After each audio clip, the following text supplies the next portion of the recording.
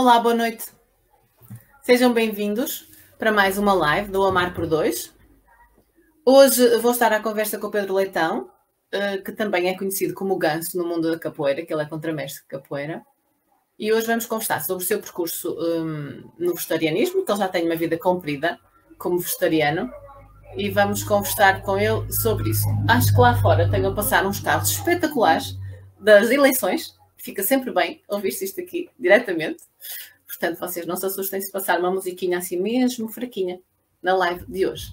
Hoje, então, eu vou conversar com o Pedro, mas antes disso quero-vos pedir para vocês fazerem um gosto na publicação, se identificarem depois com a conversa que eu vou ter com o Pedro. Gostava também que vocês subscrevessem no canal do YouTube, que é sempre muito simpático o projeto poder crescer. Se o canal crescer também, a vossa ajuda é muito importante. E também queria pedir-vos para partilhar. Vocês podem partilhar isto com os amigos, convidar os amigos para vir assistir a estas conversas. E se algum de vocês tiver vontade de conversar comigo, porque está a iniciar o caminho, ou então já cá está há alguns anos, não se inibam. Vocês conversem comigo, que eu estou cá para conversar com vocês. Contactem-me. Portanto, vamos então agora ver, para começar, se o Pedro já está do outro lado. Vamos lá ver se a gente o encontra. Olá, Pedro. Olá, Gabriela, boa noite. Boa noite. Olha, obrigada por teres aceitado o convite de vir conversar comigo. Eu aqui agradeço. De nada, de nada. O que é que eu queria? Queria que tu nos contasses quem és, assim de forma resumida, para quem nos está a ouvir, poder saber quem vai falar hoje.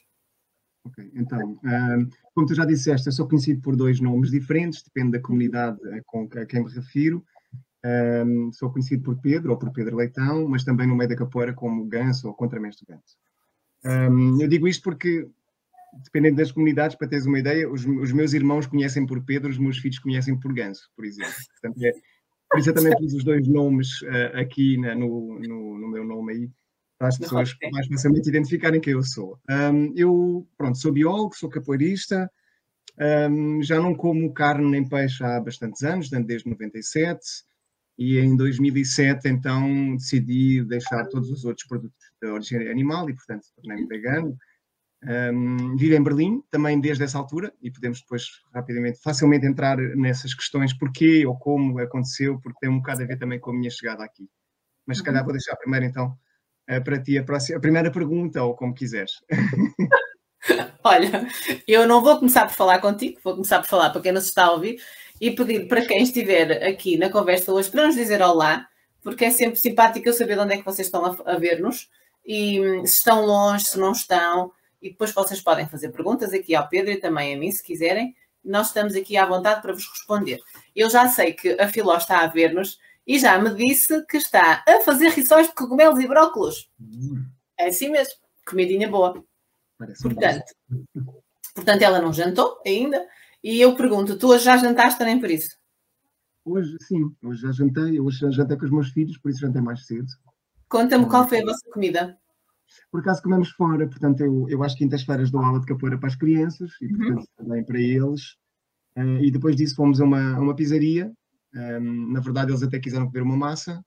E, portanto, comemos uma massa com tomate, com a berinjela, com cogumelos. Portanto, hoje não fui eu que cozinhei, na verdade. Mas há opções aí, não é? Há imensas. Sim, muitas. Em Berlim é muito fácil, apesar de que hoje em dia Lisboa, ou no geral as cidades, sobretudo as cidades em Portugal também, mas aqui é extremamente fácil de encontrar opções, sim.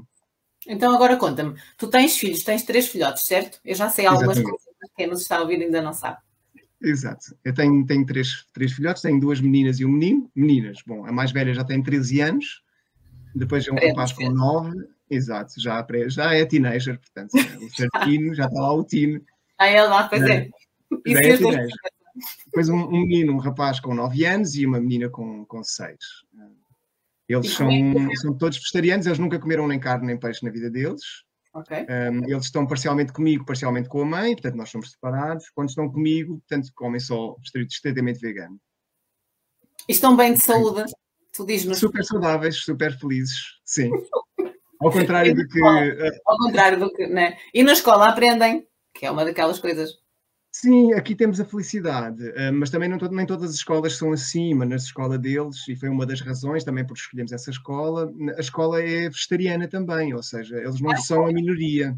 Portanto, isso para nós, naturalmente, como pais temos sempre alguma preocupação, será que depois os colegas vão aceitá-los ou vão, né, excluí-los porque eles são diferentes ou a minoria? Claro que se assim fosse, pronto, assim seria, né? Mas felizmente, lá está, as vantagens de uma grande cidade como Berlim é que podemos escolher também onde deixar as crianças, onde pô-las na escola, e a escola lá não são todos veganos, aliás, não é vegano, é vegetariano, mas é tudo vegetariano, ou seja, lá como eu costumava dizer quando ainda estava com a minha ex-mulher, que em casa eu era o vegetariano, porque eu era o mais restrito de todos, né? Sim. Portanto, lá na escola também é assim, há alguns são um pouco mais restritos, que são veganos, também os há, mas, regra geral, toda a alimentação na escola, a cantina, é tudo vegetariano. E existem famílias não vegetarianas, naturalmente, também na escola, mas que não se opõem que as crianças na escola que só comam vegetariano. É uma garantia também esses não são ostracizados, pois não, pelos vegetarianos? Não. Às vezes acontece, por exemplo, em festas das crianças, né, em que os pais, muitas vezes aqui, acontece muitas vezes, ou, às vezes até coisas organizadas pela escola, em que cada família traz a sua comida. E aí observamos que às vezes há famílias que trazem coisas com carne, por exemplo. Mas o que também nota é que há sempre o cuidado de sempre escrever o que é vegano, o que é vegetariano, claro, e o que não é. Então, certo, às vezes tem, pronto, uma turma com 30 crianças e há uma festa da turma e cada família traz as suas coisas, 30 famílias a trazerem comida e todas as famílias trazem os seus papelinhos a dizer o que é o que e o que não é. E, portanto, também não há o risco de uma pessoa pegar uma coisa errada que não queira ou que, por assim dizer, que não possa também, claro. Exatamente. Claro. Olha, deixa-me aqui mostrar-te, o Luciano está a dizer boa noite e a dizer que nós em breve vamos jantar aí em Berlim. Portanto, estás a ver, prepara. Muito bem-vindos. Estarei todo o prazer de cozinhar um bom pitel para nós todos. Muito bem. Olha, a Filó, afinal, não estava nada a preparar o jantar dela, estava a dizer que já é para as amigas carnívoras. Ora bem, sim senhor. Pela boca que se apanha, neste caso, a pessoa. Olha, vamos então começar pelo início, que tu me querias contar há pouco, que é, como é que a tua vida se alterou? Tu eras de Lisboa, certo? Quando estavas em Portugal? Eu sou de Lisboa. Sim, exato. Mas quando moravas cá, ok, semântica, vá. Quando estavas cá, estavas em Lisboa e então, nessa altura, eras vegetariano. Comias, portanto, o quê? Eras ao lado? Eu sempre tive problemas com laticínios, sem saber, e mais tarde descobri que eu tinha alergia, de facto. Nunca foi uma alergia muito forte e por isso não foi detectada muito cedo, só bastante tarde. Sim. Mas eu lembro já desde a altura da escola primária que todas as crianças bebiam o seu leitinho com chocolate à meia da manhã ou à meia da tarde, já não me lembro, e para mim era um filme para as professoras e educadoras conseguirem que eu bebesse um leite. Portanto, já desde sempre. E, portanto, eu também desde sempre nunca comi queijos, sempre foi assim uma coisa que eu nunca consegui. E mais tarde vinha descobrir que era alérgico, portanto, aos laticínios. E, portanto, os laticínios nunca foram, quer dizer, foram parte da minha dieta durante muito tempo, até porque eu todas as manhãs, durante muitos anos, comia um iogurte de manhã, porque havia aquela noção criada, né, por muita publicidade de que o leite é saudável e que os iogurtes são saudáveis.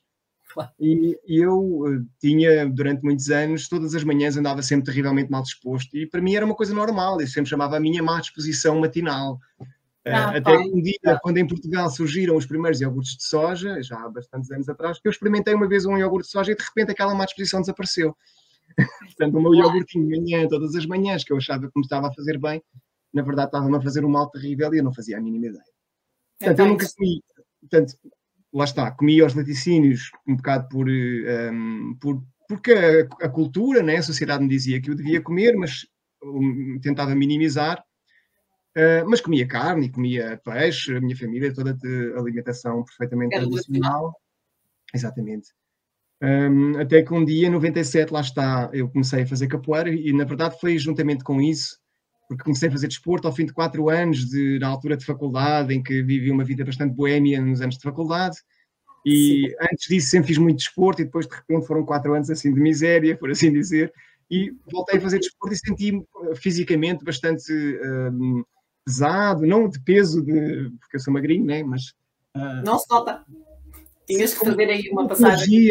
Senti-me assim um pouco e senti que deveria fazer alguma mudança. Nessa altura tinha uma namorada que era vegetariana já na altura e com ela acabei porque já naquela altura de ver alguns vídeos vídeos clássicos. Na altura já existia a PETA, se não, mas foi muito antes das grandes campanhas, dos grandes filmes que depois surgiram, ainda não era muito comum, mas eu assisti a algumas coisas e rapidamente me apercebi que para mim fazia sentido, de facto, abandonar alguns elementos da minha dieta. E, portanto, em 97, então, tornei-me vegetariano. Que na altura em Lisboa e em Portugal era extremamente complicado. Então, o que tu comias era ovo, certo? Comia ovos e nessa altura, ainda no início, ainda bebia os tais iogurtes, ou comia os iogurtes e não fugia, por exemplo, de um croissant com manteiga, ou sei lá, não fugia dessas coisas, porque também não sabia. Portanto, nessa altura eu ainda, apesar de tudo, ainda tinha os laticínios, sobretudo, ou no pão, ou num croissant, ou nos bolos também, que são feitos com manteiga muitas vezes, né? E os ovos também. Sim. Na altura, por exemplo, na capoeira surgiu uma situação que a gente treinava ao pé do Bairro Alto e todas as quartas e sobretudo todas as sextas o pessoal saía do treino à noite e íamos todos jantar fora lá numa tasquinha no Bairro Alto. E claro que nessa altura a única opção que havia para mim era comer uma omelete. E portanto eu quase 2 vezes por semana comia uma omelete com o pessoal da capoeira, já toda a gente se ria, lá veio das omeletes, a senhora lá da tasquinha, que já nem existe. Já sabia exatamente o que é que eu ia comer, que era uma omelete. Pronto. Os outros tinham lá as coisas deles, né? E eu comia a minha omelete. Na altura eu era, portanto, o alienígena no meio daquilo tudo. Claro. E depois... Não havia lojas para comprar nada. Como é que a tua família reagiu bem? A família no sentido de pai, mãe e essas coisas assim? Sim, nessa altura eu morava com a minha mãe, apenas. Ela foi bastante aberta para isso. Eu já tinha 21 anos ou 22 anos e, portanto, de certa forma, eu já era adulta, já trabalhava também. Vivia com ela, porque hoje em dia é a mesma coisa, quer dizer, encontrar uma casa, pagar uma renda, claro. não funcionava. Portanto, mas, na verdade, eu já era bastante autónomo, bastante independente, se bem que a minha mãe, na altura já reformada, ela é que cozinhava. Porque, pronto, também queria ser útil e fazia as cozinhadas. Então, um dia disse-lhe que queria deixar de comer carne. Olha, mãe, eu não quero mais comer animais. Disse assim, para mim, a carne e o peixe deixaram de ser a carne e o peixe, passaram a ser animais e eu não quero comer os animais. Sim. E até fizemos um trato que eu não consegui cumprir, porque ela disse, ok, então eu não compro mais carne cá para casa, mas aquela que temos no frigorífico vamos acabar de comer. E eu disse-lhe, está bem. Mas na verdade não consegui comer absolutamente mais nada. Passou alguns dias, passou uma semana, se à altura as carnes estavam quase a estragar, eu não consigo comer isso, desculpa, eu não consigo. E ela aceitou perfeitamente, foi tranquilo. Claro que numa fase inicial, o que ela me dizia é, mas eu não sei o que é que eu vou cozinhar para ti. Pois claro. Então, eu é que tive na altura primeiro de criar os meus próprios menus. Eu inventava os meus menus e dizia-lhe o que é que se fazia e como se fazia, e ela cozinhava. Até que depois, a essa altura, ela ganhou um pouco a prática e começou a criar os próprios pratos. E aí criou-se uma sinergia bastante boa. Tu onde é que foste buscar a informação? Nessa altura, bom, era muito complicado. Já havia internet, mas era uma internet muito arcaica. E era nessa internet arcaica que a gente procurava o que se encontrava, né? Não havia YouTubes, não havia o Google, era um dos muitos motores de busca. Mas já havia motores de busca. Eu lembro que havia um que era o All of the Web, ou uma coisa assim. Havia assim outros assim, que hoje em dia são coisas que já não existem. Mas pronto, arcaicamente a gente lá se mexia no que havia, né? E procurava informação. Portanto, mas era sobretudo ou de amigos que também já eram também, por isso, claro, aí criaram-se algumas afinidades com pessoas que tinham os mesmos interesses que tu, que conheciam o nome de ou onde é que conseguias encontrar alguma coisa. Lembro que na altura também circulavam umas cassetes de vídeo VHS, aquelas coisas que hoje em dia são completamente obsoletas, né? Mas eu lembro-me ainda de ver alguns desses tais documentários, que não eram documentários tipo hollywoodescos, como hoje em dia os há, né? Como o Cowspiracy e outras coisas que tais, eram coisas muito rudimentares, eram coisas filmadas debaixo da mala e que não tinham edição quase nenhuma. Sim, porque muitos deles eram sem a autorização dos sítios onde eles estavam a filmar. Claro.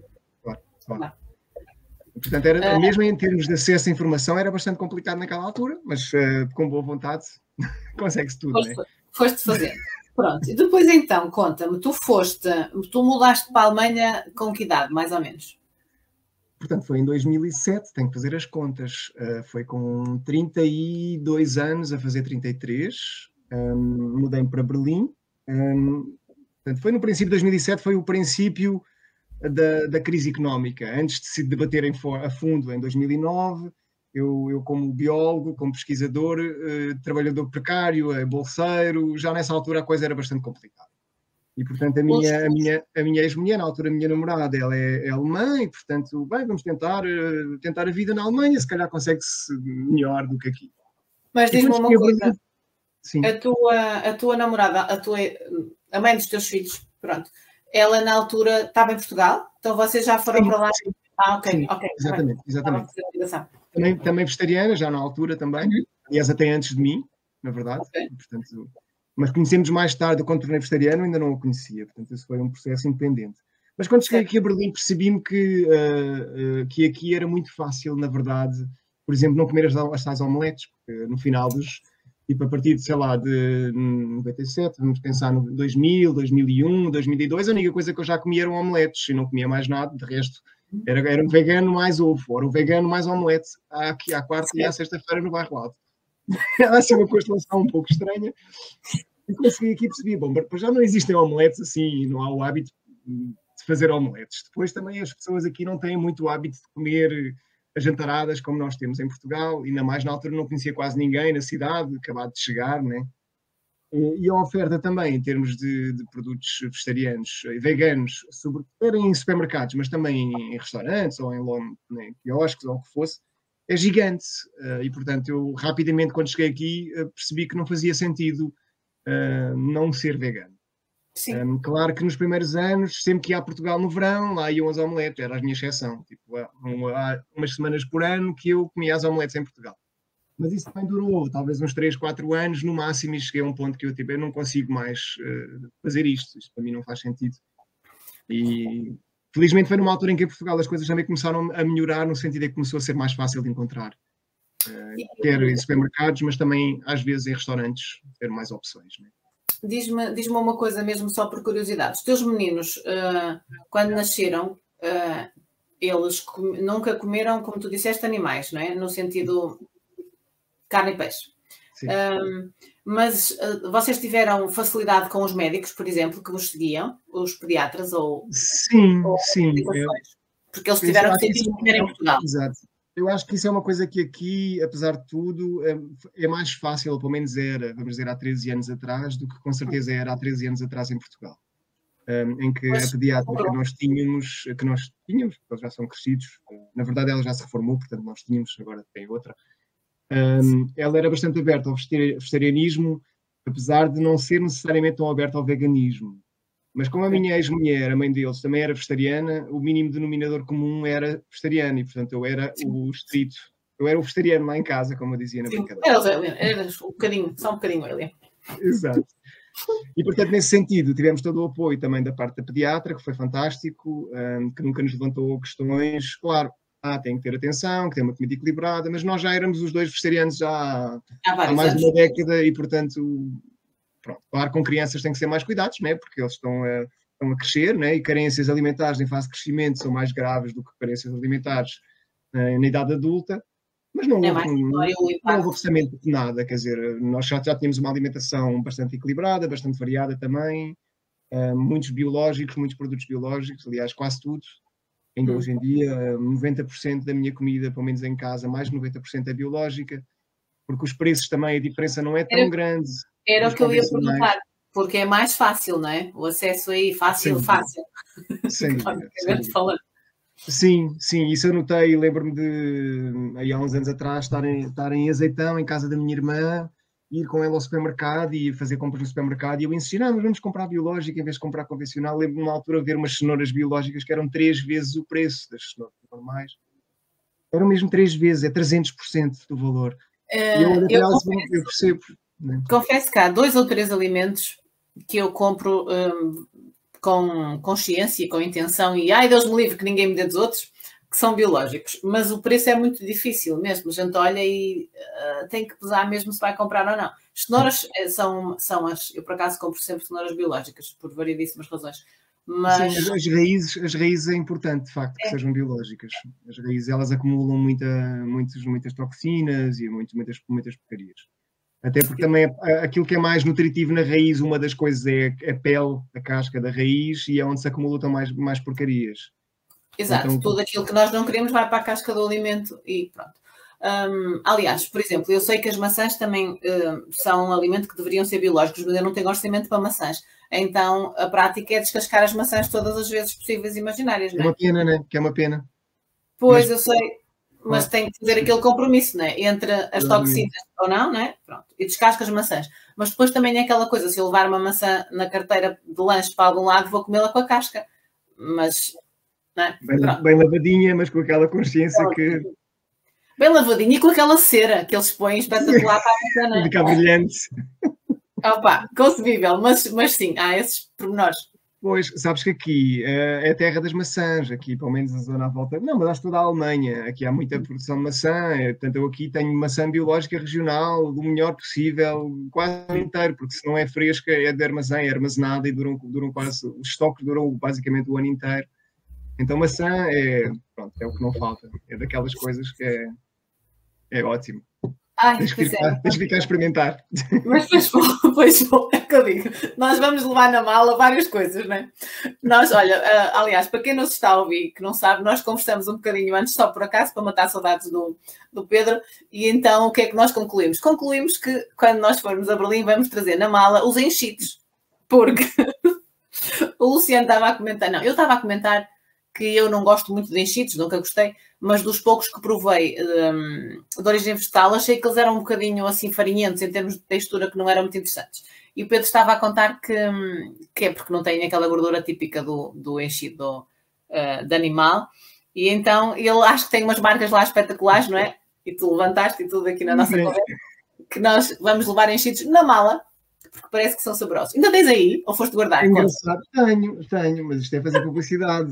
Não faças. Biológico, isto parece uma salsicha. Já sabes que são molinhos e tal. Pronto. É molinho, deixa lá ver. É molinho e tal. É molinho. Escreve por brincadeira, porque, na verdade, é engraçado porque eu nunca gostei nem de salsichas nem de chouriço quando comia animais. Também não comi. Era uma coisa que nunca não gostava. Sobretudo, eu acho, por causa daquela gordura. Sempre achava uma coisa extremamente gordurenta e, para mim, o sabor não era uma coisa que eu gostava. Hoje em dia gosto imenso de comer salsichas de tofu e lá está, estes tais chouriços, estava-te a dizer, agora partido com toda a gente, e quando eu faço, por exemplo, um feijão cá em casa, faço um feijão à boa moda portuguesa, com couve, né, e com cenoura, assim uma boa feijoada, e pergunto muitas vezes aos meus miúdos, olha, vocês querem com chouriço ou sem chouriço? Claro, chouriço pegando, né?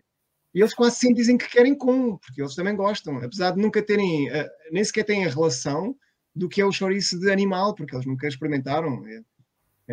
Mas aquele sabor, no fundo, é um sabor, um condimento agradável, não é? Portanto, é o pimento, é aquele pimentão que dá aquele sabor que é agradável ao palato, não é? Portanto, e eles, com chouriço. E, portanto, e hoje em dia eu uso muito salsichas de tofu ou de seitã. Às vezes há umas até que são meias tofu, meio seitã, eles fazem lá uma mistura.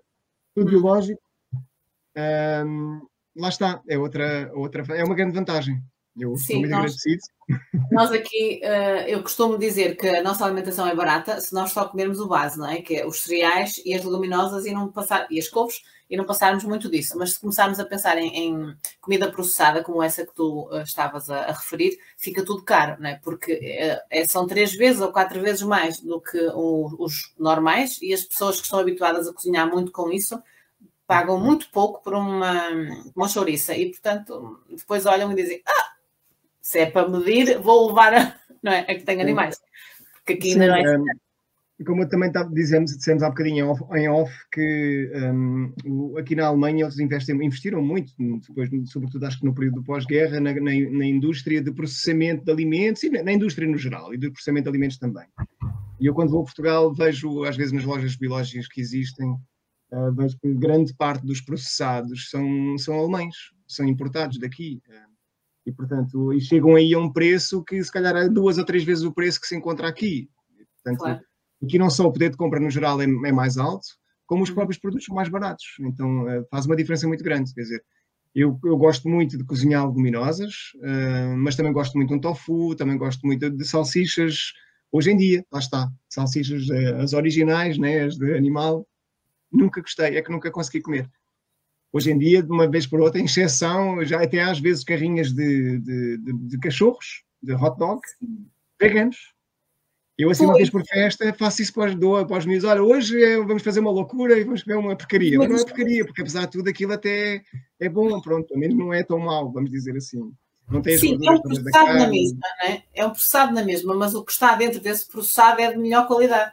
Exatamente, exatamente. Assim, uma vez por festa fazemos assim umas brincadeiras, uma vez por mês, às vezes menos do que isso. Aqui há uma feira, também há muitas feiras aqui onde eu moro, aqui em Berlim, muitas feiras de tipo mercadozinho do bairro, semanal, e às vezes nessas feiras, pronto, tem as barraquinhas das comidas, e aí há sempre também imensas comidas. E lá está, a barraquinha do hot dog, metade, é engraçado porque é quase metade da barraca é vegana e a outra metade é carne, e eles têm o cuidado, e isso é uma coisa que aqui se tem muito esse cuidado, eles têm 2 grelhadores separados. Ah!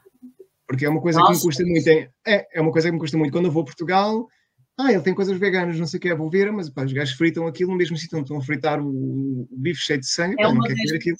É uma das críticas que eu reparo nos grupos, nas redes sociais, de gente vegetariana e vegana.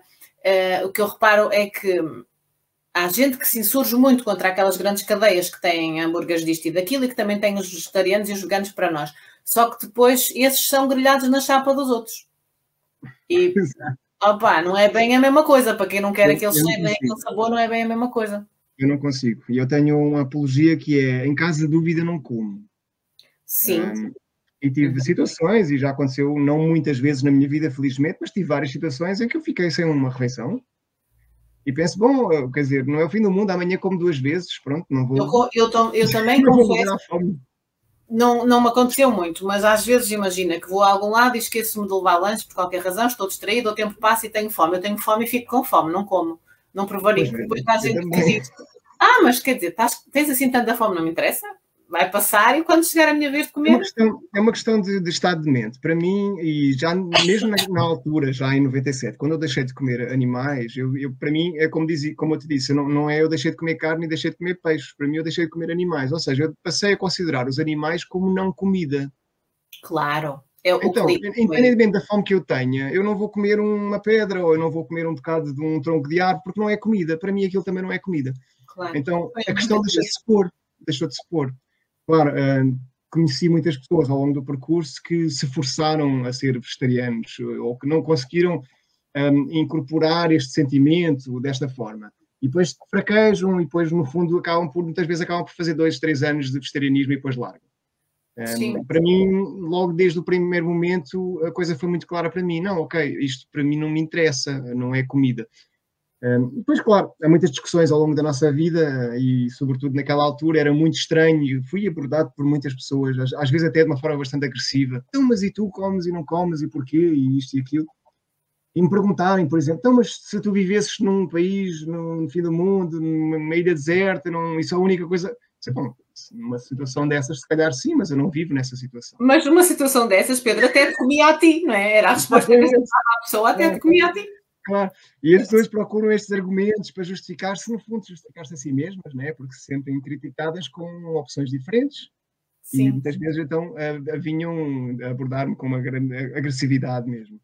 Mas, bom, quer dizer, era uma situação tão hipotética, tão fora, que sim, talvez, possivelmente, claro, não ia morrer à fome, mas na sociedade em que nós vivemos não vejo essa necessidade. Não é mesmo preciso, pois não. Diz-me uma coisa, como é que tu fazes em relação à cosmética ou ao outro lado da vida, né? Quando nós entramos no mundo vegetariano, há muita gente que muda outras formas de estar e faz outro tipo de compras. Tu como é que fazes? Também tens um estilo de vida vegano nessa parte ou nem por isso? Sim. Quero em vestuário também. Aliás, durante muitos anos eu continuei a usar sapatos, por exemplo, de pele, ou cintos nunca tive, mas casacos também não, mas camisolas de lã, por exemplo. Claro. Durante muitos anos tinha. Curiosamente, eu diria que talvez nos últimos 5, 6 anos, portanto, que no meu percurso até recente, vamos dizer assim, cada vez mais fui abandonando. Ainda tenho algumas meias de lã escondidas atrás de uma gaveta que ainda não mandei fora, ainda tenho talvez um par de sapatos que tem 15 anos que ainda é de pele, mas ainda há dias há 3 ou 4 dias, recebi os meus novos ténis feitos de fruta. Pá, espetacular! São feitos de maçã e de ananás. A minha A minha tia, há dias, estava toda contente. Eu fui visitá-la à Holanda e ela estava toda contente e mostrou-me um par de sapatilhas novas porque elas eram feitas de cânhamo e para ela era uma novidade. E diz ela assim, olha, cannabis. Eu disse, opá, eu como isso em sementes, mas é fixe. Porque ela também não conhecia, viu? Acho que até foi de uma empresa jovem, de um empreendedor qualquer português. E ela comprou as sapatilhas de propósito, porque ouviu o sujeito a falar numa rede social qualquer, entusiasmou-se com o projeto dele e depois foi comprar as sapatilhas. Eram muito bonitas, de facto. Faziam o meu estilo, pronto. E eram todas de cânhamo. E então ela estava toda contente a mostrar-me também. Mas de fruta, propriamente, eu ainda não tinha... Olha, descobri há pouco tempo, até por acaso mandei vir de Espanha, veio uma marca espanhola, surgiu-me, pronto, mas claro, as redes sociais, os algoritmos de publicidade funcionam muito bem e eles endereçam bem as coisas às pessoas certas, né? E vi no meu Facebook, lá está, não sei o quê, tal, uma marca espanhola, 100% vegano, e por acaso até havia a opção dos os ténis em branco e em preto. E os brancos eram feitos com fruta e plástico reciclado. Okay. E os pretos eram sem plástico reciclado, eram só de fruta. Eu pensei, não, é este mesmo que eu quero, porque eu, apesar de ser plástico, apesar de ser reciclado, não deixa de ser plástico. Claro. Se tem a opção, é o mesmo preço, é o mesmo valor, até esteticamente eram bonitos. Eu pensei, não, é mesmo este que eu quero. Quanto é que pagaste pelo calçado? Temos que saber. Foram 100 euros. Pronto. Mas já não é mau. É caro. Para a nossa bolsa... 90 e alguma coisa. Pronto, é caro. É caro. Para a nossa bolsa, em Portugal, particularmente, é caro. Mas... há calçado mais caro ainda, né? Quem for comprar um sapato da Eco, vamos pensar assim, quem for comprar um sapato confortável, não sei o que da Eco, vai pagar 130. Sim, exatamente. Pronto. Exatamente. Não é um calçado, assim, se uma pessoa quiser comprar o calçado mais barato que há no mercado, é difícil de encontrar alguma coisa vegana. Se uma pessoa... espera. Eu compro calçado de 10 em 10 anos. Vegana com plástico não é difícil. Sim, verdade. Porque se consegue, né? Eu não tenho nada a ver, não ganho nada com a marca, mas, por exemplo, e sem ser calçado de má qualidade, propriamente, assim como há o aspecto e tal, porque há muita coisa plástica que a gente, pronto, oh meu Deus, para que é que aquilo foi feito? Sim. Mas vamos imaginar, comprar sapatilhas, nós conseguimos perfeitamente entrar na Skechers e a maior parte das sapatilhas deles são veganas, não tem nada lá, mas tem plásticos, tem muito sintético, muito poli, não sei o quê, né? Pronto. Mas depois a nível ambiental. Como biólogo também, o uso dos plásticos para mim é uma coisa que me toca muito. E sempre foi por isso eu durante muitos anos, mesmo não tocando em animais na minha dieta, ainda usava sapatos com pele. Porque penso, bom, daqui por 500 anos aquele plástico ali vai estar e, portanto, se calhar vou estar a causar mais sofrimento a animais no futuro, que não são agora, ou seja... Né? Claro, mas isso é muito complicado. Para já depende muito das opções que se tem, como é óbvio. Quer em termos do que existe em oferta no mercado, quer em termos do poder económico, como é óbvio. Mas depois também os próprios valores, o que é de facto mais importante para cada um. E eu, como biólogo, tenho essa vertente muito forte também em mim, que é a questão ecológica. E para mim sempre me custou muito a questão dos plásticos. E agora começou a aparecer. Eu, há uns anos atrás, comprei umas botas de pele vegana. Agora mandei vir estes ténis de fruta, os meus miúdos até começaram a brincar comigo, a gente pode comer os teus sapatos. Eu, não. Essa é a parte engraçada, é serem de fruta, é mesmo giro. É mesmo giro. Aquilo é de pelo de maçã e casca de ananás. E eles lá, pronto, fizeram aquilo de alguma maneira. E depois a sola é de borracha, né? Também é vegetal. Sim. Depende da planta. Portanto, sim. E, portanto, é 100% vegano. No fundo, eles diziam, agora vamos comer os teus sapatos. Olha, é assim, nós temos que, se calhar, falar sobre isto de outra maneira. Não é fazer juízo, não é? Nós, quando temos estas opções, fica caro se nós começarmos a pôr a nossa vida toda a fazer essa transformação toda, né? A alimentação é uma coisa e nós conseguimos ter opções low cost, de facto. Mas quando se começa a fazer outras mudanças, porque eu acho que quem entra nesta vida fica com uma abertura maior em relação a todo o impacto que nós geramos no mundo, não é?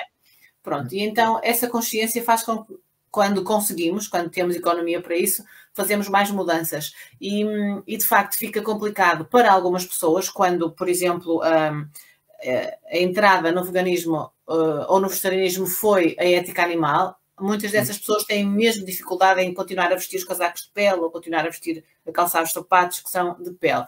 Mas depois há outras pessoas que pesam, né? Pesam a questão do desperdício que isso vai ser e do impacto que tem depois comprarmos outro par de sapatos para substituir aqueles que já não vamos usar. E no meu caso, né? Pronto. O meu caso particular é que eu continuo a usar aquilo que tenho, porque ainda tenho algumas coisas de pele nos pés, ainda calço algumas coisas, mas confesso que me custa quando vou calçá-los e digo, estes são de pele. E se calhar sou capaz de pensar para onde é que eu vou com aquele calçado e se não vão apontar-me o dedo, não é? Porque vão. Por acaso, ainda há pouco tempo tinha uns amigos meus que não são vegetarianos, mas comem muitas vezes vegetariano e são bastante abertos. E aqui lá está, existem várias lojas que são coletivos, por exemplo, há um coletivo vegetariano, vegano aqui perto. E eles estavam à procura de um produto qualquer vegano, eu tinha ido à casa deles tomar um café, um pequeno almoço, já não me lembro. E eles estavam a falar que estavam à procura de um produto qualquer. E disse, naquela loja lá, no tal coletivo. E eles disseram, mas eu quando lá fomos muito maltratados. E eu primeiro achei estranho, mas foram maltratados, tipo, sim, eles não foram muito simpáticos connosco e nós não nos sentimos muito bem-vindos. E eu depois pus-me a pensar e depois perguntei-lhes, para lá, vocês quando foram lá, por acaso perceberam que roupa é que vocês tinham usado? Se vocês estavam com um casaco de pele, com umas botas de pele, com uma camisola de lã? Claro. Olha, nós não pensámos nisso, mas provavelmente estávamos. Pronto, se calhar eles sentiram-se ofendidos com a vossa... Né? Também não vejo que seja, claro, a melhor política de ser antipático, ou seja o que for, mas eu compreendo também esse lado. Ou seja, eles provavelmente sentiram que aqueles clientes foram ali para gozar da cara deles. Porque há muitos... Sem se aperceberem da situação, só viram o lado de nós chegámos a uma loja para comprar um produto fixe e eles até foram simpáticos connosco. E quando eu lhes falei nisso, é que eles pensaram, fogo, tens razão. E eles ainda ficaram de testar, não fizeram ainda, foi há pouco tempo, e lá outro dia, sem peles e sem produtos animais, para ver se o tratamento é igual. E eu ainda estou à espera da resposta da parte deles. Mas eu tenho em crer que, de facto, vão ter outro acolhimento, porque eu sempre fui lá, sempre fui super bem tratado. E fazer ciência com lojas. É a questão da perspectiva, não é? E é muito fácil, quer de um lado, quer do outro. Portanto, eu não estou só aqui neste caso a justificar aquele coletivo, mas também ao contrário, não é? Muitas vezes a gente não consegue perceber a perspectiva dos outros. E isto gera muitos mal-entendidos, gera muita falta de compreensão e muita falta de tolerância por vezes também. Sim. Eu penso, por exemplo, que uma pessoa... Eu, quando era jovem, quando era miúdo, comia carne, vamos dizer, já 14 vezes por semana. Carne ou peixe, animais, 14 vezes por semana, ao almoço ou ao jantar, mais uma Santos de fiambre, mais não sei o quê. Na verdade, 20 vezes que eu comia por semana animais. Uma pessoa, hoje em dia, aqui, conheço muitos amigos meus que comem animais, se calhar 1 a 2 vezes por semana. Eles são muito mais próximos do que eu sou hoje em dia, do que eu era quando era miúdo. Então, onde é que a gente põe o limite? Não, mas tu não és vegetariano e tu não és vegano. E por isso eu te disse a primeira vez que nós falámos, que eu não gosto muito destes rótulos. Exato. Tu não és aquilo, mas é o que é que a gente faz com a nossa vida, que atitudes é que tomamos. Ou seja, estas pessoas que comem animais 2 vezes por semana não são vegetarianos, não são veganos, não têm o label, não têm a etiqueta. Mas são mais vegetarianos e mais veganos do que muitos outros. São mais próximos e causam um impacto imenso no mundo. Lá está. Eles largaram, se calhar, 90% da dieta animal, mas por aqueles 10% não têm o selo de certificação, né? Não são vegetarianos, não são veganos. Eu de vez em quando... Desculpa, diz-me. Não? Podes terminar. Sim. Só para acabar este pensamento, que é... Por isso eu tenho muita dificuldade. Eu próprio não costumo dizer eu sou vegano. Eu costumo dizer, eu não como animais. Eu procuro não usar produtos animais. Tenho algumas botas antigas, de 15, 20 anos atrás, que ainda têm pele. Tenho algumas meias de lã no fundo de uma gaveta. Mas eu sou vegano. Não, eu sou eu. Lá está. Aí já, ou é o Pedro, ou é o Ganso, depende da comunidade. Mas sou eu. Em vez de ter ali uma etiqueta que automaticamente vai criar uma expectativa, um juízo de valor. E eu acho que esses juízos de valor muitas vezes não são positivos, não são construtivos. Tu não és, mas pronto, mas a pessoa se calhar já fez um esforço gigante e já tem um impacto muito menor, quer no bem-estar animal, quer no meio ambiente, mas porque não é 100% ou é tudo ou nada. Ou seja, esse teu pensamento fez-me lembrar do seguinte: de vez em quando eu tenho que fazer uma pausa na minha vida para fazer angariação de convidados aqui para as lives. Não faço Não é sempre todas as semanas que eu Imagino que convido. não seja muito fácil. Não, não é, por acaso não é. Mas de vez em quando dedico-me a angariar convidados. E há uma rede engraçada das pessoas que cá vêm, e depois a gente vai conversando e encontra outras, e tem sido assim mais ou menos. Mas é interessante que há algumas pessoas que são vegetarianas e depois dizem: eu ainda como não sei o quê, não sei se calhar se eu me adequo, com muita insegurança, se eu me adequo ao que tu queres, com ar de que são criminosos. Não são, não é? Ainda há outras questões. De valor, né? Sim, sim, sim. Depois ainda há outras pessoas que fazem uma alimentação 100% vegetal, mas têm filhos, e esses filhos ainda comem, imagina, animais quando vão aos avós, por exemplo, ou quando vão a uma festa de anos, né? E comem o bolo, e esses também têm muita dificuldade em dizer logo que sim ao meu convite, porque não sabem se são próprios para consumo, né? Para a minha rubrica. E eu fico a pensar, esta gente sofre, né? Nós sofremos com estas nossas opções, porque nós próprios temos culpa por não sermos 100% puros, né? Aquela coisa de como se isto fosse uma questão de pureza. Né? É estranho.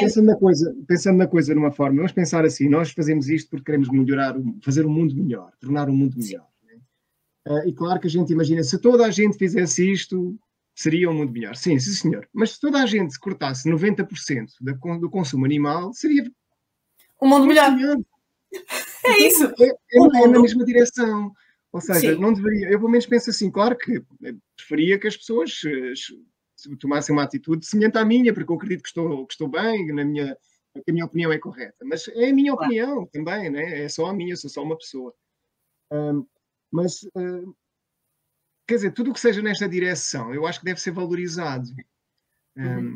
Ao contrário de ser mais exigido, não, mas tu não fazes o suficiente.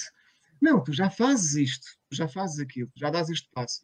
E também as próprias pessoas que às vezes estão a dar os primeiros passos e que se sentem inseguras, se elas se sentirem valorizadas por estes primeiros passos, também se sentem motivadas para continuar, a dar mais passos em frente. Sim. Depois há aquelas pessoas que estão a dar os primeiros passos e dizem assim, olha, desculpa, mas eu hoje vou comer manteiga da manteiga verdadeira, está bem, então não te importa dizer que eu quero mesmo comer manteiga. E eu digo, come lá manteiga. Por acaso, manteiga é uma coisa engraçada. Manteiga é uma coisa engraçada porque eu, quando vivia com a minha ex-mulher, lá está, eu era vegano e ela vegetariana. Então lá em casa havia iogurtes de soja e havia iogurtes de vaca. Havia manteiga vegetal ou margarina e havia manteiga. E para os miúdos era preciso dizer se era margarina, se era manteiga, mas no fundo é uma manteiga vegetal, só por dizer que... Né? E hoje em dia, né, que vivo sozinho com eles, parcialmente com eles, não há produtos animais aqui em casa e, portanto, lembro que a minha mais pequena, a primeira vez que ela cá veio, e disse, olha, não queres um pãozinho com manteiga? Uma torradinha com manteiga, qualquer coisa assim. E ela olha para mim assim, mas manteiga? Como assim, manteiga? Não, manteiga, margarina, manteiga vegetal, sabes que aqui em casa não há... Ela até se assustou, não é? Pensar, o pai vai ter manteiga em casa. Lá está. E é a questão que às vezes falamos da própria semântica acaba por ser importante, não é? Assim, para mim, a palavra margarina faz-me lembrar aquelas margarinas que a minha mãe usava para cozinhar quando era miúdo, que é uma coisa super processada. Para mim não tem nada a ver com a margarina, a manteiga vegetal que eu uso. Portanto, quando tu disseste... manteiga, só tem uma manteiga vegetal. Sim, quando tu disseste... Mas olha que tu disseste margarina e eu por dentro contorci-me e pensei que era aquilo. Exatamente, porque eu pensando na palavra margarina também me faz lembrar, e a margarina no fundo, industrialmente, são as sobras que usam-se os químicos das sobras de fazer os detergentes. Não sei se tinhas noção disso, mas uma das grandes produtoras da margarina é a Unilever, porque é um dos produtos que sobra, que eles acabam por processar e criam as margarinas, e portanto, quer dizer, para mim, ainda mais sabendo isto, né, de como é que essas coisas são feitas, a margarina para mim é uma coisa, uma coisa horrível. Naturalmente, as manteigas vegetais que eu uso são margarinas vegetais, biológicas, aquilo são produtos super fixes, super bons. E também procuro evitar o leite de palma, e portanto são outras gorduras.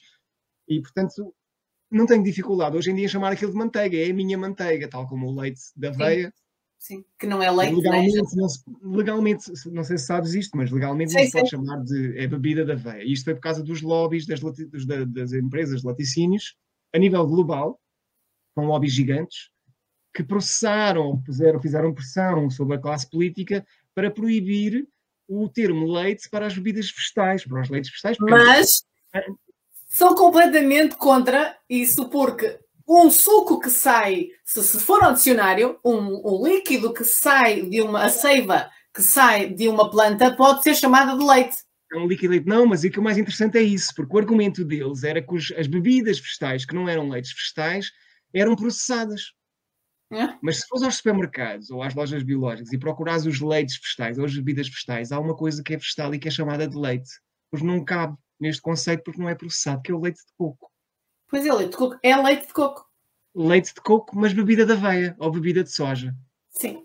Ou seja, os lobbies das empresas laticínias, porque queriam ter o monopólio do termo leite, porque o leite é juventude e o leite é saúde e tudo isso das campanhas publicitárias dos anos 80 e 90, ia-se perder, porque agora também a aveia e o soja também era juventude e também era saúde. Então mas não pode ser, temos que proibir. Mas... eu acho que nem se pode dizer iogurte agora também, acho que é preparado vegetal, não sei o quê. A sério? Lá está. Acho que sim, acho que iogurte também é completamente ridículo. Eu penso eu acho estas coisas completamente ridículas. Eu, na verdade, eu vejo como um bom desenvolvimento, porque é um sinal do desespero destas empresas. E de que estamos a fazer barulho. De uma maneira, aliás, o mercado das bebidas vegetais, para mim continua a ser leites vegetais, tipo, multiplicou 100 vezes nos últimos 5 anos, uma coisa assim, uma coisa louca. E nós vemos que nós antes só tínhamos bebidas vegetais, tipo no Soleiro, e se calhar num grande hipermercado, ou nas lojas vegetarianas mesmo, mas agora não, agora a gente sempre todos os mini-mercados já têm bebidas vegetais, todos. E pelo menos no meu tempo, quando eu comecei a usar estes produtos, a consumir estes produtos, chamavam-se leite. E chegou um momento em que deixaram de se chamar leite.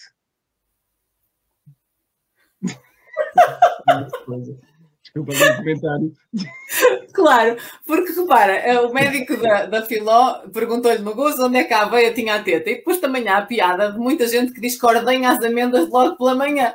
Mas eles que falam do coco, que é um leite de coco. No fundo, o leite, na verdade, qualquer bebida que seja esbranquiçada, se diz que é uma bebida leitosa. É uma bebida leitosa. É um leite. Sim. E o leite de coco, lá está, é o clássico exemplo em como estes lobbies não conseguiram vingar que com estas, no fundo, estes atos de desespero que para mim rondam ridículo. Não podes usar aquela palavra, porque aquela palavra é nossa. Tipo, né? Quer dizer, tem um monopólio. Deixa-me puxar uma coisa horrível aqui para a nossa live, mas que nós conversámos há bocado, quando nós estávamos offline, não é? Tu disseste, por causa do leite, da conversa do leite que nós estávamos a ter antes, tu disseste, mas sabes, as vacas... Ora lá, conta-nos. Diz a frase.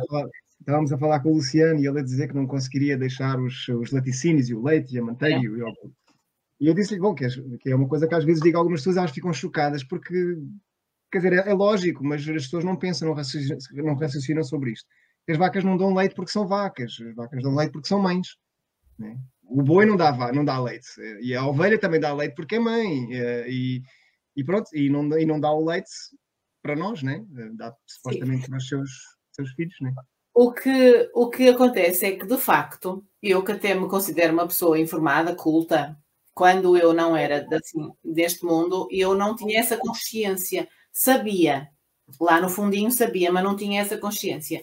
E então, eu também era daquela equipa em que achava que as vacas existiam para dar leite. Era assim, não é? Qualquer coisa. Nunca tive essas discussões com ninguém, mas internamente era o meu pensamento. E fiquei muito chocada quando percebi com a consulta e a vivência, né, nas redes sociais, nos grupos vegetarianos e veganos, consegui aperceber-me, felizmente. Eu já não bebia leite desde menina porque não gostava. Não estava na equipa de quem bebia leites, nem comia iogurtes, mas não tinha consciência. Então, apercebi-me de que elas não só eram mães, como não eram mães porque quiseram. Não é? Eu não tinha consciência de que as vacas em cativeiro, na agropecuária, que eram fertilizadas, estão inseminadas, mecanicamente pelo homem, sem haver contacto com o animal macho, e que quando eram mães, já tinha acontecido o propósito que era elas terem as mamas com leite, e depois era-lhes tirado o filhote. Eu não tinha essa consciência, nenhuma consciência. Quando descobri essa parte, fiquei... Não, lá está, porque estas informações, elas são muito bem escondidas, porque são às vezes até chocantes, né? E a pessoa no dia-a-dia também não tem culpa, as pessoas não têm culpa, eu acho. Depois eu li esse comentário há bocadinho ali, da terra do queijo e do leite. Mas de certa forma esta informação é muito bem escondida, vamos dizer assim. E nós, como seres humanos, nós acabamos por tentar não fugir muito da nossa zona de conforto, e portanto também é confortável às vezes nós não questionarmos muita coisa, porque é tanta coisa para questionar que se a gente questiona tudo também fica numa insegurança total. Claro. Então as pessoas muitas vezes acabam por não saber destas coisas, e de facto é mesmo assim, né? Mas, e depois ainda há outra questão, que é, em termos de organismo, do nosso próprio corpo, nós, ser humano, não está preparado para digerir a proteína do leite depois dos 3 anos de idade, de vaca. Aqui entra mais novamente a minha veia de biólogo. Nós somos mamíferos e, portanto, o nosso corpo foi feito para nós bebermos o leite materno de nós, dos seres humanos, das nossas mães, durante um pequeno período do nosso crescimento, como todos os outros mamíferos. Portanto, nós somos talvez o único animal que bebe leite de outra espécie. Claro. Existem alguns casos de parasitismo onde alguns animais também fazem isso, mas são raras exceções. Sim. Mas também somos o único animal que bebe leite na idade adulta, porque nem faz sentido. É isso. Não faz sentido mesmo. E depois há muita gente que eu conheço e que já veio aqui conversar comigo também, que tinha problemas com o leite e ficava mal disposto e não sei o quê, porque estava intolerante à lactose. A lactose é a proteína do leite. E não, é o açúcar do leite. É o açúcar. E então, quando retirou o leite da alimentação, ficou bem. Ok, né? Mas nós deixamos de ter a capacidade de o digerir. É por isso que o desmame natural de uma criança humana acaba por acontecer perto dos 3 anos, mais ou menos. Exatamente.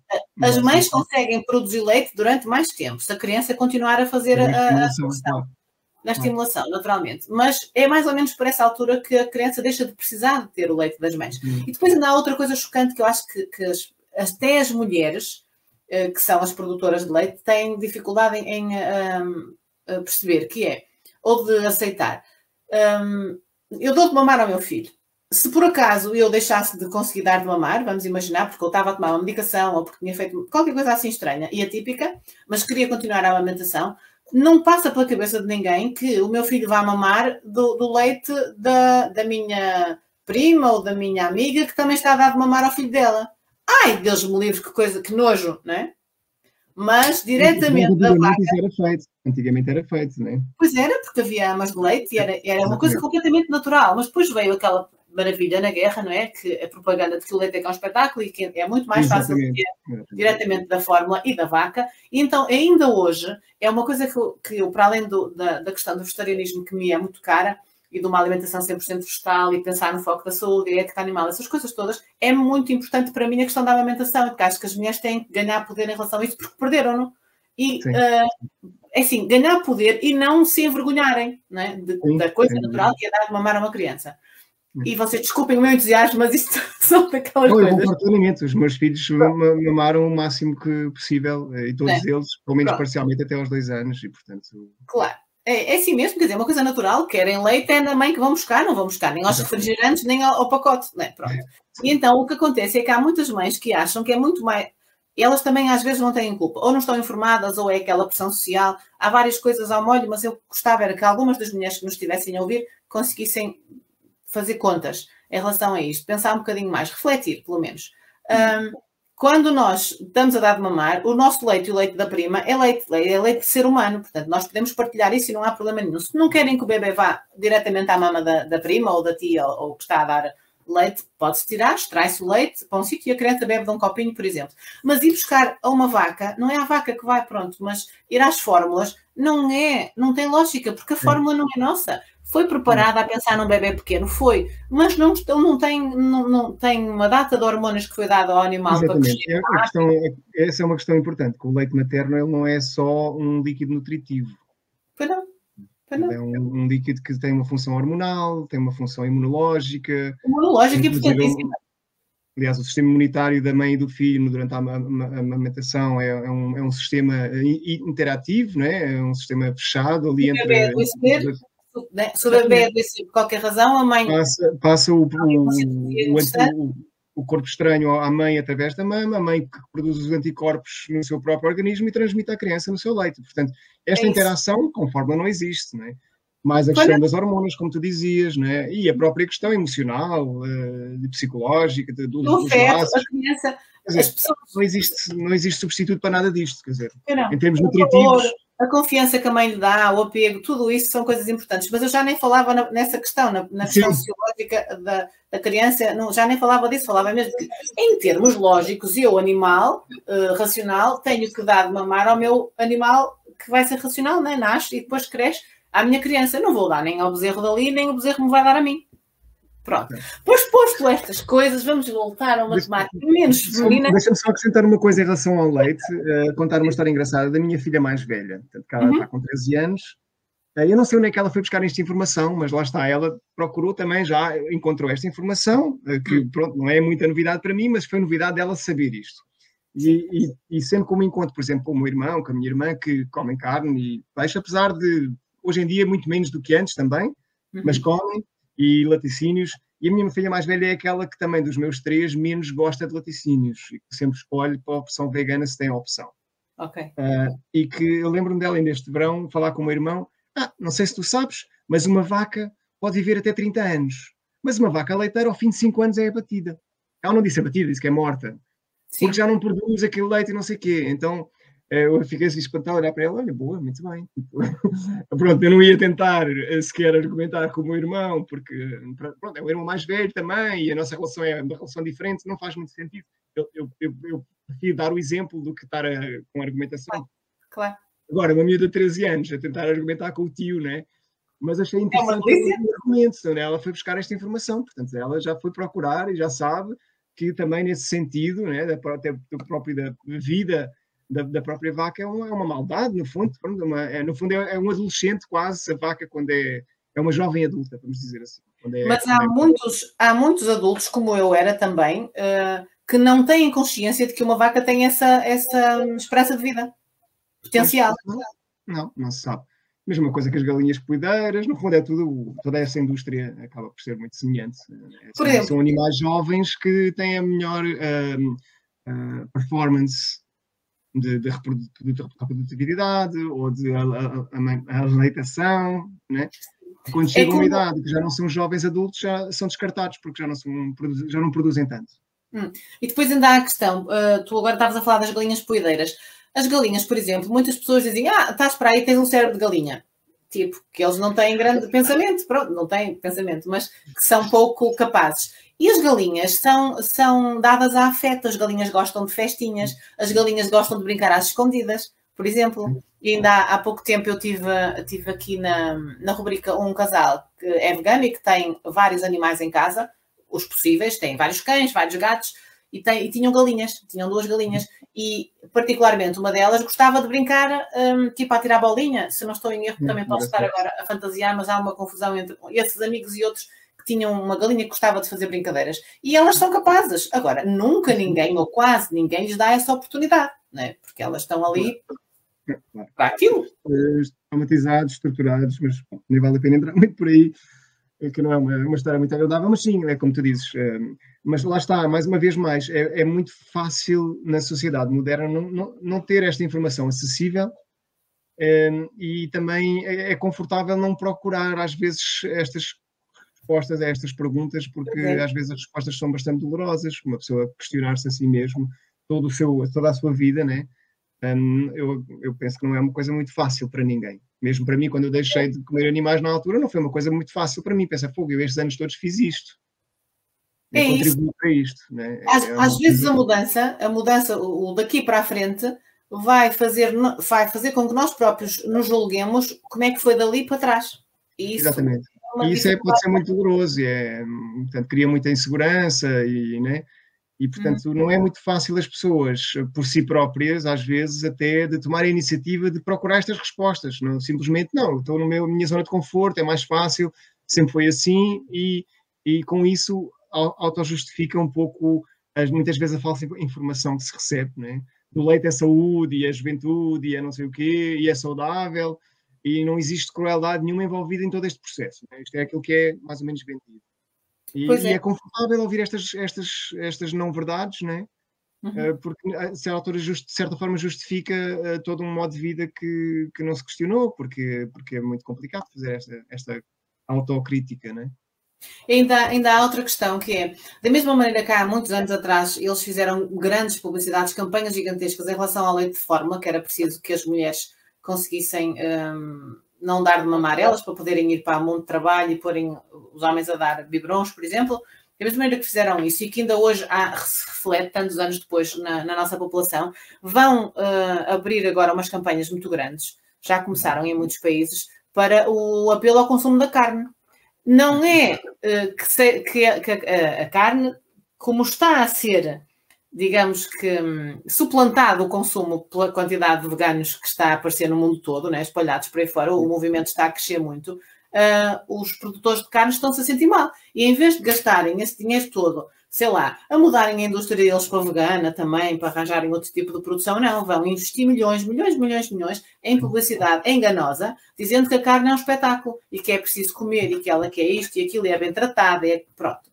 Porque a indústria dos hambúrgueres veganos também está a aumentar e, portanto, sim, para quem está, né, quem estiver desatento em relação ao que se passa a este nível, vai criar-se uma geração que, se calhar, esperemos que não aconteça assim tanto, que pensa que a carne é boa, porque vai haver aí uma campanha gigante, sim, para o seu consumo.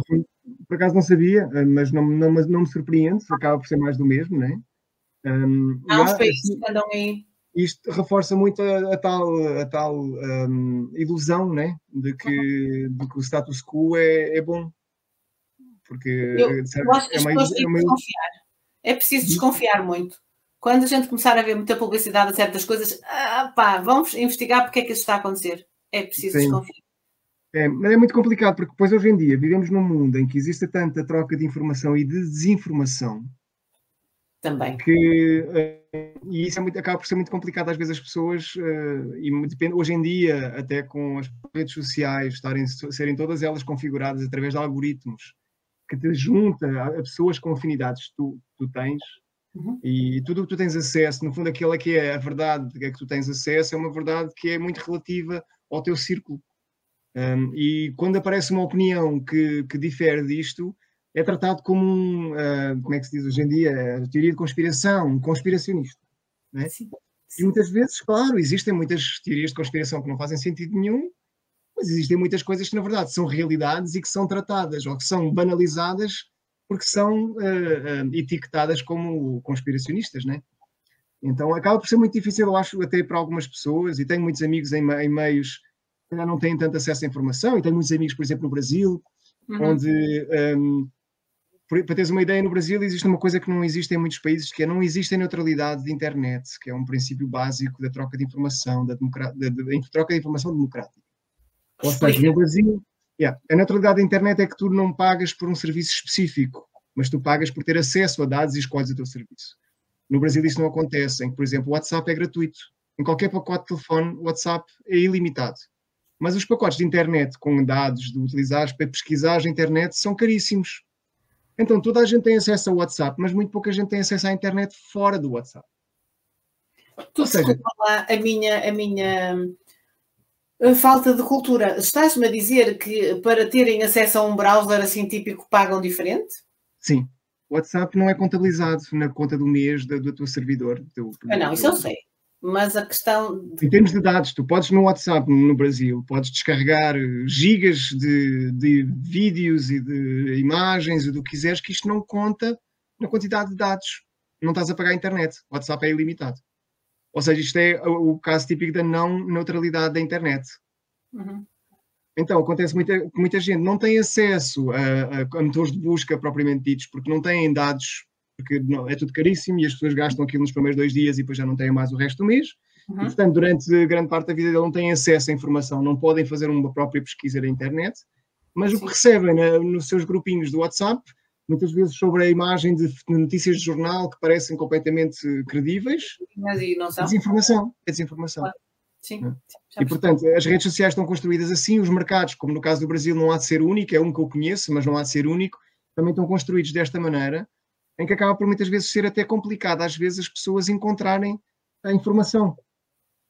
E estão muito limitadas por o que estas grandes empresas acabam por determinar que tu vais ouvir ou ler, e aí junta-te aos teus grupos de afinidade, né?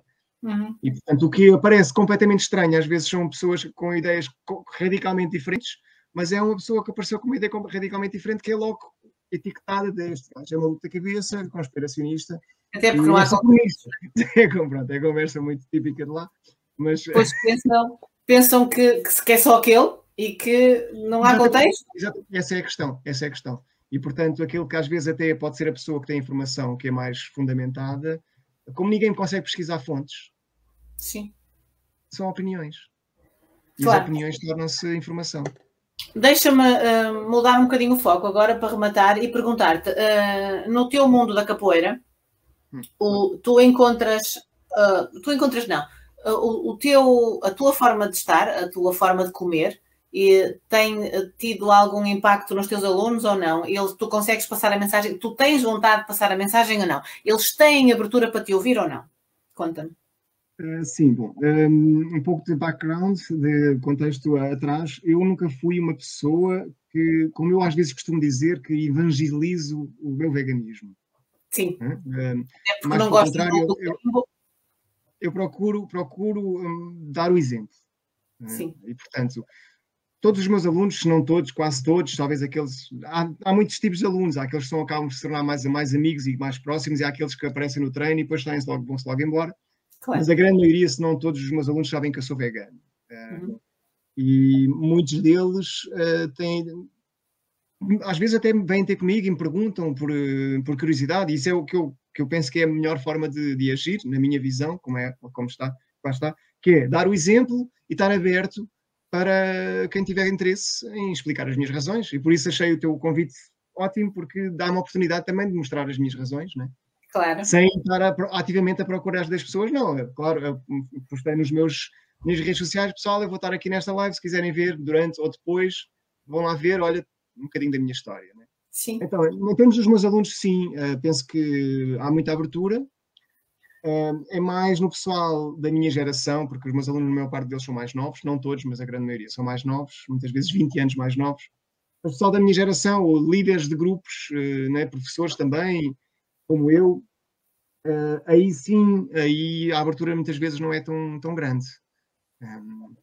E é sempre um assunto, portanto, pronto, quando eu vou à casa de alguém, às vezes um outro grupo, um mestre de outro grupo faz um evento e depois faz uma coisa, eu vou lá, eu já sei, ou vou já comido, já comi antes e vou lá, não, tranquilo. Ou já vou comigo, sim. Assim já não há confusão. Ou então levo qualquer coisa também comigo e quase sempre é um assunto. Mas noto também que, lá está, as gerações mais novas, normalmente os alunos, né, porque ainda estão a iniciar a caminhada, também neste caso da capoeira, normalmente são mais abertos e, portanto, são mais eles que querem saber e que perguntam com interesse. São curiosos. E são mais o pessoal da minha idade ou acima que entram mais na brincadeira. Não queres aqui um bocadinho disto? Ninguém vai saber. Tipo, brincadeiras que eu já ouço há 24 anos e que hoje em dia não passam completamente ao lado. Eu nem perco tempo com essas brincadeiras hoje em dia. Tipo, muitas vezes até finjo que não ouço. Tipo, olha, mas pronto.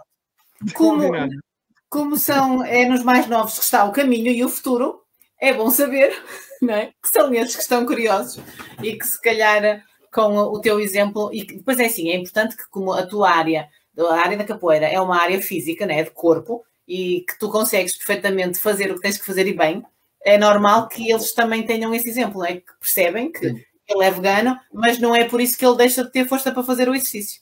E existe cada vez mais atletas de alta performance, como se diz, veganos, e que fazem disso a sua bandeira, e eu acho ótimo. Portanto, eu, por acaso, nunca fiz bandeira porque não se adequou com a minha personalidade.